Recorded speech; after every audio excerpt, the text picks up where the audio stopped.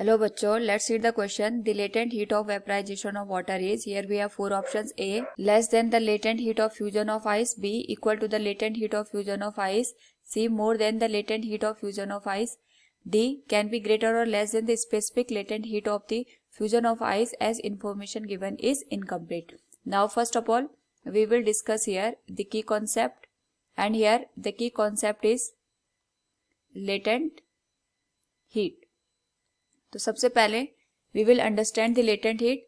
हमारे पास यहाँ पे अगर हमें कोई मटेरियल है, उसकी स्टेट को चेंज करना है फ्रॉम सॉलिड टू लिक्विड और लिक्विड टू गैसियस, उस पर्टिकुलर केस में हमारे पास वहां पे टेम्परेचर का जो चेंज होता है दैट इज 0, और हमारे पास जो होल एनर्जी होती है it is use to change the state of a material from one to another.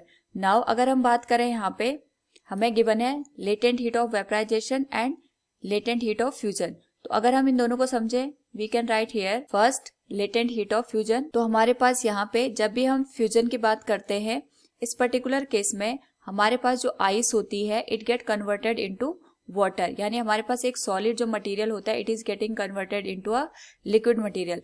तो जो सॉलिड का हमारे पास यहाँ पे इंटरमोलिकुलर फोर्स होता है it is larger than as compared to the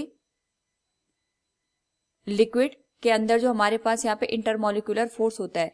now जब भी हम इसको यहाँ पे आइस को हीट देते हैं, उस पर्टिकुलर केस में जो हमारे पास यहाँ पे हीट होती है it is utilised to lose the attraction force between the molecules.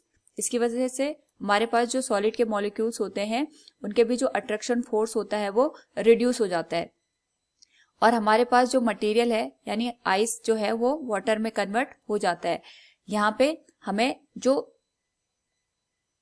Ice given है इसके मॉलिक्यूल्स के बीच में जो अट्रैक्शन फोर्स है उसको बस यहाँ पे थोड़ा सा रिड्यूस करना है, जिसकी वजह से जो हमारे पास यहाँ पे मॉलिक्यूल्स होते हैं उनके बीच का सेपरेशन इंक्रीज हो जाता है और आइस हमारा वाटर में कन्वर्ट हो जाता है.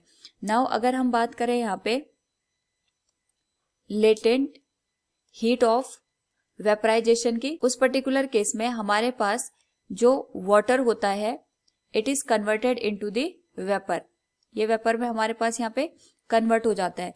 नाउ अगर हम बात करें यहाँ पे वेपर की, तो ये एक तरीके से गैसियस फॉर्म है, और यहाँ पे जब भी हम गैसियस फॉर्म की बात करते हैं तो हमें यहाँ पे जो भी मॉलिक्यूल्स है इनके बीच का जो अट्रैक्शन फोर्स है उसको एक तरीके से यहाँ पे रिड्यूस करके 0 करना होता है, तभी ये वाटर से यहाँ पे या फिर लिक्विड फॉर्म से गैसियस फॉर्म में कन्वर्ट हो जाता है. तो हमारे पास जो भी यहाँ पे वाटर के मॉलिक्यूल्स होते हैं इनके बीच में जो इंटर मॉलिक्यूलर फोर्स होता है इसको हमें यहाँ पे रिड्यूस करके 0 के बराबर लेके आना होता है, ताकि ये यहाँ पे गैसियस फॉर्म में इजीली से कन्वर्ट हो जाए. तो अगर हम यहाँ पे दोनों कंडीशन को जज करें तो we have to use the larger energy in the second one, क्योंकि हमें यहाँ पे जो गैसियस स्टेट है इसको एक्वायर करने के लिए मोर एनर्जी की रिक्वायरमेंट होती है. So we can say here हमारे पास जो latent heat of vaporization of water है that is more than the latent heat of fusion of ice. Option C will be the correct answer. Hope all you understood it. Thank you and best of luck.